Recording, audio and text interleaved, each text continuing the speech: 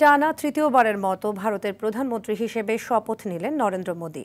রোববার স্থানীয় সময় সন্ধ্যা ৭টা ৪৫ ভারতের রাষ্ট্রপতি দ্রৌপদী মুর্মু তাকে শপথ বাক্য পাঠ করান।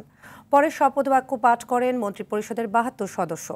এই আয়োজনে প্রধানমন্ত্রী শেখ হাসিনা ছাড়াও ৭টি দেশের সরকার প্রধান অংশ নিয়েছেন দেশটির চলচ্চিত্র তারকারা। বিস্তারিত সামদানি প্রত্যয়ের রিপোর্টে।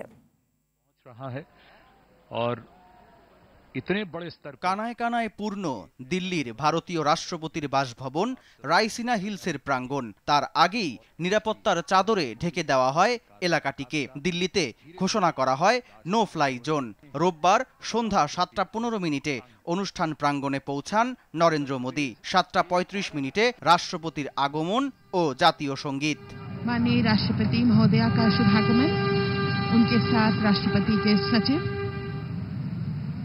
এরপর ভারতের প্রধানমন্ত্রী হিসেবে তৃতীয়বার শপথ বাক্য পাঠ করেন নরেন্দ্র মোদী। এর মধ্য দিয়ে তিনি জওহরলাল নেহরুর রেকর্ডের ভাগিদার হলেন, তৈরি করলেন ইতিহাস।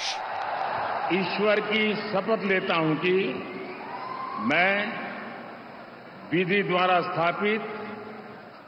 নরেন্দ্র মোদীর পর একে একে রাজনাথ সিং, অমিত শাহ, নির্মলা সীতারমণ সহ শপথ নিয়েছেন ৭২ জন মন্ত্রী। তাদের মধ্যে ৩০ জন ক্যাবিনেট মন্ত্রী, ৫ জন স্বতন্ত্র দায়িত্বপ্রাপ্ত এবং ৩৬ জন প্রতিমন্ত্রী রয়েছেন। যদিও তাদের মন্ত্রণালয়ের তালিকা এখনো ঘোষণা করা হয়নি।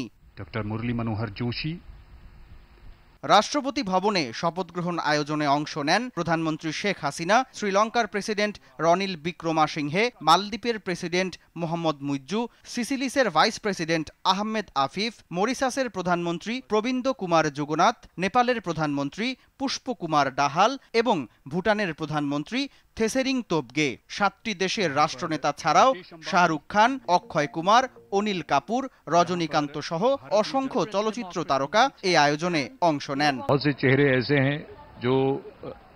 এবারের লোকসভা নির্বাচনে ২৯২টি আসনে জয় পেয়েছে বিজেপির নেতৃত্বাধীন এনডিএ জোট। সংখ্যাগরিষ্ঠতা পেয়ে এনডিএ সরকার গড়লেও একক সংখ্যাগরিষ্ঠতা পায়নি বিজেপি। তবে এনডিএ শরিকরা মোদীকেই প্রধানমন্ত্রী হিসেবে বেছে নিয়েছেন। মোদী নেতৃত্বাধীন নতুন জোট সরকার ভারতের রাজনৈতিক ইতিহাসের এই পালাবদলে কতটুকু ভূমিকা রাখবে সেই দিকে তাকিয়ে থাকবে সবাই।